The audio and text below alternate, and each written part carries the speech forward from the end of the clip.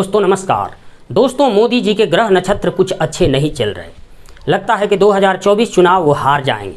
लेकिन विपक्ष में जिस तरह कुकुरमुत्ते की तरह प्रधानमंत्री के चेहरे उभर रहे हैं ना, उससे यही लगता है कि मोदी जी 20% वोट लाकर भी पुनः प्रधानमंत्री बन जाएंगे। चलिए हम बारी बारी से जितने पीएम फेस हैं उनका हम पोस्टमार्टम कर लेते हैं कि कौन बेहतर उम्मीदवार हो सकता है। सबसे पहले बात करते हैं बंगाल शेरनी ममता बनर्जी की, जो पीएम फेस बन रही हैं। ममता बनर्जी की जाति, उनकी जाति है ब्राह्मण परिवार, और ब्राह्मण परिवार का पूरे देश भर में वोट जाता है बीजेपी के पास। क्या प्रधानमंत्री के चेहरा बनेगी ममता बनर्जी तो पूरे ब्राह्मण परिवार का वोट अपने में कर पाएंगी? नहीं, कोई चांस नहीं लगता। 3 असंवैधानिक काम ममता बनर्जी ने किए हैं। पार्लियामेंट में बहस के दौरान एक सांसद की जाकर कॉलर पकड़ ली। एक बार मंच पर भाषण देते वक्त ममता बनर्जी ने कहा कि मैं विरोधी की जीभ काट लूंगी। एक बार केंद्रीय जांच एजेंसी के अधिकारी दल आए थे बंगाल में, उन अधिकारियों को बंधक बना लिया। 3 असंवैधानिक काम की जो कि पीएम फेस बनने में एक समस्या पैदा करेगी। ममता बनर्जी ने जब पीएम के लिए विपक्षियों को गोलबंद करना शुरू किया तो सबसे पहले अपने पार्टी का जनाधार भारत में फैलानी शुरू की और कांग्रेस के बड़े बड़े नेताओं को अपनी पार्टी में शामिल कर लिया। मतलब कांग्रेस को अपना विरोधी बना लिया और विपक्ष में कांग्रेस एक मजबूत दल है, तो कांग्रेस तो आ गया उनके खिलाफ, तो पीएम फेस बनने में एक समस्या आएगी। उनके विरोधी कितने हैं? उनके विरोधी ईडी सीबीआई पहले, दूसरा बीजेपी, तीसरा कांग्रेस, चौथा अरविंद केजरीवाल जो खुद पीएम फेस बन रहे हैं, अखिलेश यादव जो खुद पीएम फेस बन रहे हैं। यानी उनके विरोधियों की भरमार है, इसलिए पीएम फेस बनने में समस्या है। चलिए दोस्तों अब बात कर लेते हैं अरविंद केजरीवाल की।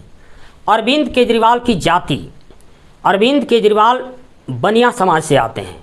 पूरे देश भर में बनिया समाज मोदी जी को सपोर्ट करता है, मोदी जी भी बनिया हैं।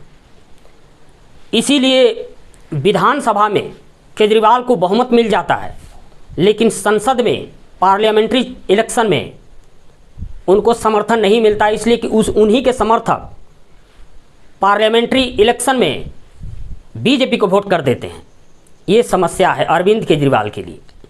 असंवैधानिक काम, दिल्ली को पूर्ण राज्य का दर्जा दिलाने की बात करते हैं अपने फायदे के लिए, सिर्फ अपनी फायदा सोचते हैं।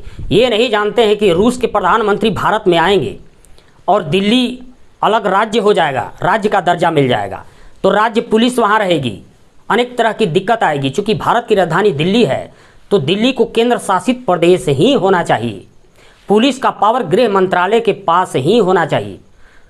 कांग्रेस के खिलाफ, विपक्ष में कांग्रेस चूँकि मजबूत दल है और अरविंद केजरीवाल कांग्रेस के खिलाफ ज़्यादा मुखर हैं बीजेपी की अपेक्षा, इसलिए कांग्रेस पार्टी कभी उनको सपोर्ट नहीं करेगी। इसलिए पीएम फेस बनने में समस्या है। उनके विरोधी भी ED CBI, Congress party, BJP, खुद ममता बनर्जी जो पीएम फेस हैं, अखिलेश यादव खुद पीएम फेस हैं। चलिए दोस्तों अब बात कर लेते हैं पीएम फेस नीतीश कुमार की। नीतीश कुमार की जाति क्या है? कोयरी, कुर्मी, पटेल, धानुक मंडल प्लस पिछड़ा वर्ग, अति पिछड़ा वर्ग, महिलाओं का समर्थन। जब नीतीश कुमार पीएम फेस नहीं थे तो पूरे देश भर में ये टोटल वोट मोदी जी के झोली में जाता है, लेकिन जो ही राष्ट्रीय स्तर पर पीएम फेस नीतीश कुमार बनेंगे, ये सारा वोट मोदी के झोली से छिटक कर नीतीश के पास आएगा। 10, 12, 15%, ये जान लीजिए पक्का। तो पीएम फेस बनने में नीतीश कुमार को काफ़ी इन वोटों से सपोर्ट मिलेगा। यदि नीतीश कुमार चाहते तो बिहार में तेजस्वी प्लस नीतीश के समर्थन से सरकार बन जाती, काम भर विधायकों की संख्या हो रही थी। लेकिन नीतीश कुमार जी ने सोनिया गांधी से बार बार बात की, इसके बाद प्लान बना, 7 पार्टियों के समर्थन से महागठबंधन बना, फिर बिहार में सरकार बनी। इससे विपक्ष का चेहरा होने में नीतीश कुमार को काफ़ी बल मिलेगा। नीतीश कुमार ये जानते हैं कि चूंकि पीएम फेस कांग्रेस के विरोधी वाले केजरीवाल, ममता बनर्जी अखिलेश यादव, बहुत सारे लोग हैं, लेकिन कांग्रेस के बाहर हैं। कांग्रेस उनका सपोर्ट नहीं करेगी। इसीलिए नीतीश कुमार जी ने बिहार में सरकार बनाते वक्त कांग्रेस का समर्थन जरूर लिया कि कांग्रेस के साए में हम पीएम फेस बन सकते हैं, कांग्रेस मुझे सपोर्ट करेगी। कांग्रेस खुद परेशान, देखिए दोस्तों, कांग्रेस खुद परेशान है ईडी सीबीआई से, प्लस सोनिया गांधी की बीमारी से। इसके बाद राहुल गांधी खुद अनिच्छा जाहिर कर चुके हैं कि हम कांग्रेस अध्यक्ष नहीं बनेंगे। पीएम के लिए राहुल गांधी थोड़ा अपरिपक्व हैं, अभी उनको कुछ सीखना है। असंवैधानिक काम, नीतीश कुमार जी जितने कार्यकाल अपना बिताए हैं राजनीति में, कभी असंवैधानिक काम वो नहीं किए हैं। कभी ऐसा नहीं लगा कि सुप्रीम कोर्ट से उनका विवाद हो गया हो, कार्यपालिका विधायिका किसी तरह का असंवैधानिक काम नहीं किए हैं। उपाधि, नीतीश कुमार को उपाधि मिली है सुशासन बाबू और विकास पुरुष। जब नीतीश कुमार 2005 में बिहार की कुर्सी संभाले तो बिहार की दशा इतनी जर्जर थी कि कोई उद्योगपति, बड़ा डॉक्टर, सभ्य आदमी बिहार में रहना नहीं चाहता था, भाग रहा था यहाँ से। नीतीश कुमार ने कितनी परिश्रम, कितनी मेहनत से बिहार की गाड़ी को पटरी पर दौड़ाया, किसी से छिपा हुआ नहीं है। इसीलिए विकास पुरुष उनकी उपाधि है। न किसी को बचाएंगे न किसी को फंसाएंगे के तर्ज पर जितना कानून व्यवस्था को बिना भेदभाव के संचालित किए, अपराधियों पर नकेल कसी, इसीलिए उनका नाम सुशासन बाबू है। उनके विरोधी और सभी पीएम फेस के उम्मीदवार जितने हैं उनसे नीतीश कुमार के विरोधी कम हैं। नीतीश कुमार के विरोधी ईडी सीबीआई का भी डर नहीं है। वो कांग्रेस के समर्थन से चूंकि पीएम फेस बनेंगे तो केवल राहुल गांधी पीएम के उम्मीदवार हैं, उनसे ऊपर उठकर अपने आप को पीएम फेस कांग्रेस से बनवाना है, यही एक समस्या है।